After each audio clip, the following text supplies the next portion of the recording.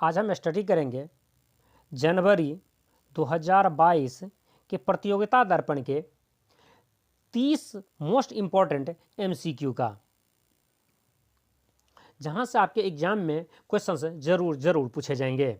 चाहे आप BPSC, JPSC, UPPCS या अदर किसी PCS या रेलवे या SSC, बैंकिंग, किसी भी एग्जाम का प्रिपरेशन कर रहे हो तो आपके लिए बहुत ही उपयोगी होगा। जैसा कि आप जानते हैं कि इकोनॉमी से क्वेश्चंस एग्जाम में ज़रूर पूछे जाते हैं, और आज के टाइम में जो एग्जाम में क्वेश्चंस इकोनॉमी से क्वेश्चन पूछने का जो पैटर्न है यह ऐसा है कि करंट अफेयर बेस्ड क्वेश्चन से पूछे जाते हैं, न कि इकोनॉमी से ट्रेडिशनल क्वेश्चन से पूछे जाते हैं। तो यहाँ पर आपको 30 वेरी इंपॉर्टेंट इकोनॉमी से रिलेटेड क्वेश्चंस आपको मिलेंगे, जिसमें उद्योग, व्यापार और बैंकिंग से रिलेटेड क्वेश्चंस होगा, जो आपके आने वाले हर एग्जाम, चाहे आप किसी भी एग्जाम जैसे बैंक PO या MBA या किसी भी टाइप के कंपिटिटिव एग्जाम का प्रिपरेशन करते हैं, यहाँ पर इस वीडियो से आपको ज़रूर उस एग्जाम में मदद मिलेंगे। तो चलिए हम यह एग्जाम के लिए प्रिपरेशन शुरू करते हैं। आपके आने वाले एग्जाम को देखते हुए हम इन 30 MCQ का डिटेल में स्टडी स्टार्ट करते हैं। और आप अभी तक इस चैनल को सब्सक्राइब नहीं किए हैं तो अभी के अभी सब्सक्राइब कर लें।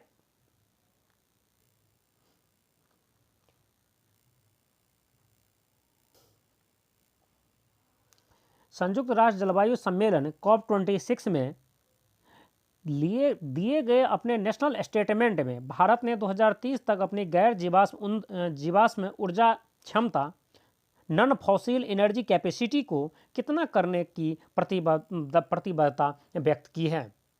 तो यह है 500 गीगावाट।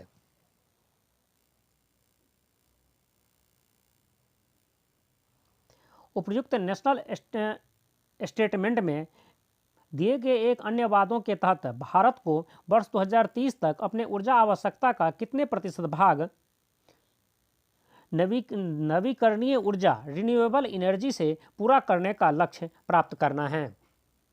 तो इसमें है 50%।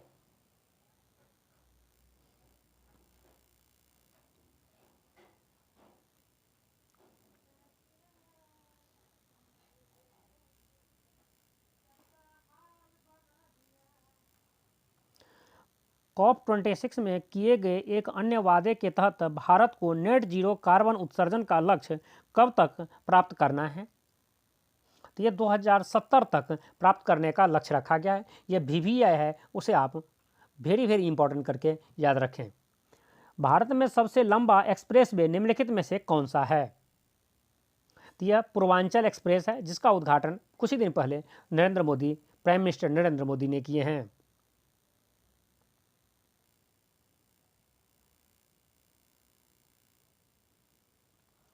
भारत में सबसे बड़ा अंतर्राष्ट्रीय हवाई अड्डा कहाँ निर्माणाधीन है। तो यह नोएडा में जेवर एयरपोर्ट के नाम से यह निर्माणाधीन है, जो भारत के सबसे बड़ा अंतर्राष्ट्रीय एयरपोर्ट होगा और वर्ल्ड के चौथा सबसे बड़ा एयरपोर्ट।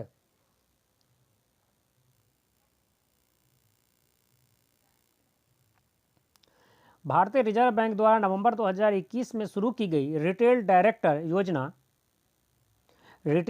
योजना किससे संबंधित हैं। तो ये जो है खुदरा उपभोक्ता द्वारा सरकारी प्रतिभूतियों में निवेश से संबंधित हैं।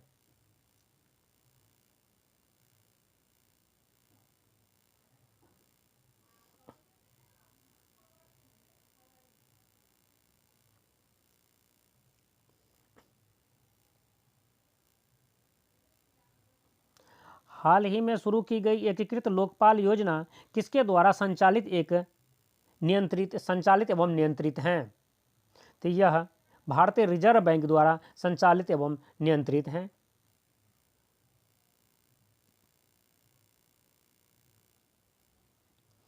प्रधानमंत्री गरीब कल्याण अन्न योजना का कौन सा चरण दिसंबर 2021 में शुरू हुआ है। यह चरण है, 5वां है।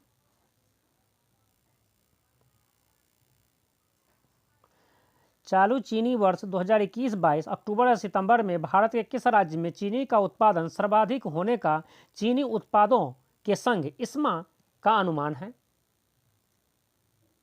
तो यह महाराष्ट्र में है। इससे पहले तक यूपी हुआ करता था, लेकिन अब महाराष्ट्र है। महाराष्ट्र में सबसे ज़्यादा चीनी उत्पादन होने का इस साल अनुमान है, और सेकंड पर आपके उत्तर प्रदेश, यूपी होंगे।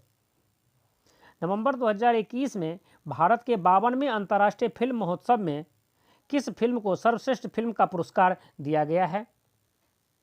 यह है रिंग वांडरिंग। रिंग वांडरिंग को सर्वश्रेष्ठ फिल्म का पुरस्कार दिया गया है 52वां अंतर्राष्ट्रीय फिल्म महोत्सव में, और यह 52वां अंतर्राष्ट्रीय फिल्म महोत्सव गोवा में मनाया गया है। इसका आयोजन गोवा में हुआ है। आवास एवं शहरी विकास मंत्रालय के वर्ष 2021 के सर्वेक्षण पुरस्कारों के तहत किस शहर को स्वच्छतम शहर का पुरस्कार दिया गया है? तो यह इंदौर को दिया गया है।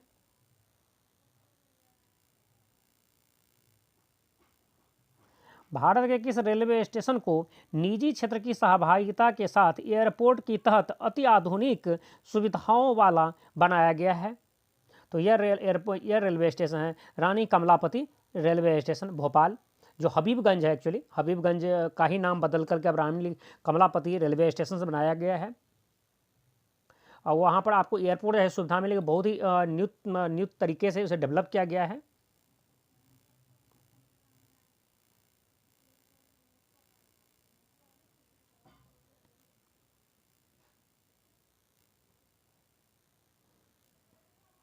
निम्नलिखित में से किसे केंद्रीय अप्रत्यक्ष कर एवं सीमा शुल्क बोर्ड सीबीआईसी के नए चेयरमैन के रूप में कार्यभार 1 दिसंबर 2021 से ग्रहण किया है?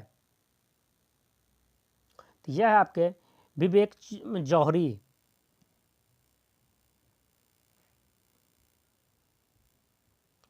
भारतीय उद्योग परिसंघ सीआईआई के अध्यक्ष टीवी नरेंद्र निम्नलिखित में से किस कंपनी के प्रबंध निदेशक सह मुख्य कार्यकारी अधिकारी सीईओ हैं?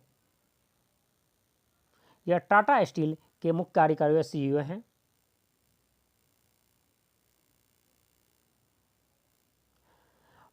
भारतीय मूल के पराग अग्रवाल निम्नलिखित में से किस कंपनी के सीईओ नवंबर 2021 में बनाए गए हैं? तो वह ट्विटर के सीईओ नवंबर 2021 में बनाए गए हैं। सब्जियों के उत्पादन में भारत का विश्व में कौन सा स्थान है?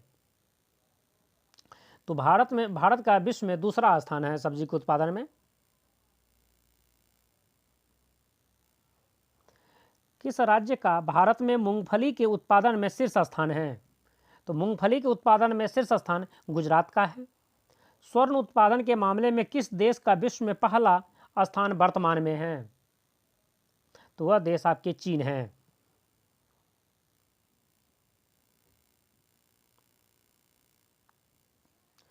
भारत के कृषिगत एवं प्रसंस्कृत निर्यातों में शीर्ष स्थान निम्नलिखित में से किसका है? इसमें चावल का है, याद रखेंगे। भारत के कृषिगत एवं प्रसंस्कृत निर्यातों में शीर्ष स्थान चावल का है। मतलब कृषिगत, जो कृषि से रिलेटेड जो भी उत्पाद को हम निर्यात करते हैं उसमें सबसे ज़्यादा निर्यात हम चावल का करते हैं। भारत में स्टील का वार्षिक उत्पादन 100 मिलियन टन से कुछ अधिक रहता है। इसमें लगभग कितने प्रतिशत योगदान सार्वजनिक क्षेत्र का है? तो इसमें सिर्फ 20% योगदान सार्वजनिक क्षेत्र का है। केंद्रीय सांख्यिकी कार्यालय सीएसओ के ताज़ा अंतिम आंकड़ों के अनुसार चालू वित्त वर्ष 2021-22 की दूसरी तिमाही जुलाई से सितंबर 2021 में देश के जीडीपी में वृद्धि कितने प्रतिशत रही है? तो इसमें 8.4% की वृद्धि रही है।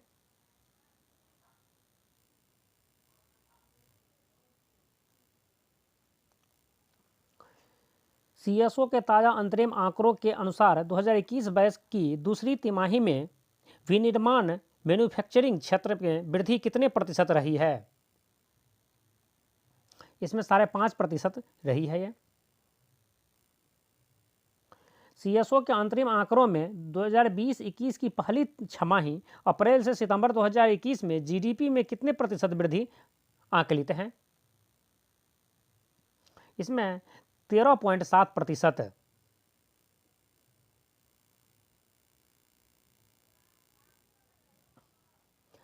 नवंबर 2021 में भारत के 52वें अंतर्राष्ट्रीय फिल्म महोत्सव का आयोजन किस शहर में हुआ था?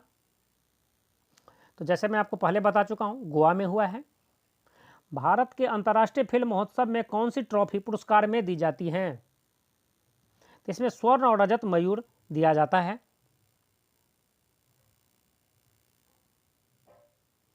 भारत का 40वां अंतर्राष्ट्रीय व्यापार मेला किस शहर में नवंबर 2021 में संपन्न हुआ है? तो यह नई दिल्ली में संपन्न हुआ। नवंबर 2021 में संपन्न भारत के 40वें अंतर्राष्ट्रीय व्यापार मेले का थीम क्या था? इसका थीम था आत्मनिर्भर भारत, BVI। इसे जरूर याद रखेंगे आप। भारत के अंतर्राष्ट्रीय व्यापार मेले में निम्नलिखित में से किस राज्य को साझेदार राज्य का दर्जा प्रदान किया गया है? तो वह राज्य है आपके बिहार। जो BPSC का एग्जाम देने वाले स्टूडेंट्स हैं उसके लिए तो BVI क्वेश्चन है, ये जरूर उसे याद करके रखेंगे इस क्वेश्चन को।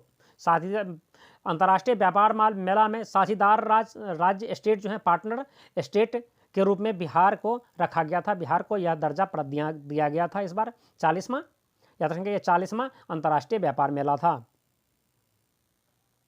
निम्नलिखित में से किस राज्य के पेवेलियन को सर्वश्रेष्ठ पेवेलियन का पुरस्कार भारत के 40वें अंतर्राष्ट्रीय व्यापार मेले में दिया गया है?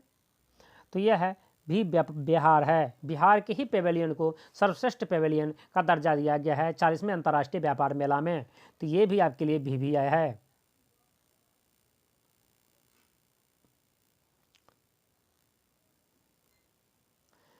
भारतीय वायुसेना में शामिल मिराज 2000 विमान किस देश से आयात किया गया है? तो जैसे कि आप जानते हैं मिराज जो है सो फ्रांस से आयातित है। और आपके लिए क्वेश्चंस है कि आप कमेंट्स करके बताएंगे कि राफेल विमान भारत जो आयातित किया है, भारत जो खरीदा है, यह किस देश से खरीदा है। और नेक्स्ट वीडियो हम लेकर के आपके लिए जस्ट आगे की है। यह वीडियो ये भी MCQ है। इसका वीडियो हम इकोनॉमी से ही रिलेटेड है, इसे लेकर के अगले वीडियो में आएंगे। साथ ही उसके अगले वीडियो में आपके लिए बिहार स्पेशल जब दिखा रहे हैं आपको यहाँ पर, जल्दी में आपको दिख नहीं रहा होगा, मैं दिखाता हूँ। इसे देखिए, ये जो है सर 67 BPSC के लिए स्पेशल ये कुछ 100 क्वेश्चंस का एक सेट दिया गया है सामान्य अध्ययन का, जो स्टूडेंट BPSC के प्रिपरेशन कर रहे हैं उसके लिए वेरी इंपॉर्टेंट है। यहाँ पर 100 क्वेश्चंस में से लगभग 60 से 65 क्वेश्चंस है बिहार बेस है। बिहार की करंट अफेयर्स, बिहार की इकोनॉमी और बिहार के ट्रेडिशनल क्वेश्चंस से रिलेटेड क्वेश्चंस यहाँ पर 60 से 65 दिया हुआ है 100 क्वेश्चंस में। तो यह BPSC के लिए जो स्टूडेंट प्रिपरेशन कर रहे हैं, खास करके BPSC या बिहार बेस किसी अदर एग्जाम के, इसके लिए यह वीडियो यह जो है सेट बहुत इंपॉर्टेंट है। इसे एक बार आप जरूर देखें, इसे देखना मत भूलेंगे आप। तो यह बहुत ही जल्द कल से परसों तक में हम इस वीडियो को अपलोड कर देंगे। और यह वीडियो आपको पसंद आया हो तो उसे लाइक कीजिए, शेयर कीजिए, और आप अभी तक इस चैनल को सब्सक्राइब नहीं किए हैं तो इसे अभी के अभी सब्सक्राइब कर लें और बेल आइकन को प्रेस कर दें, जिससे मेरे नेक्स्ट वीडियो का नोटिफिकेशन आप तक आसानी से पहुंच जाए। Thank you very much.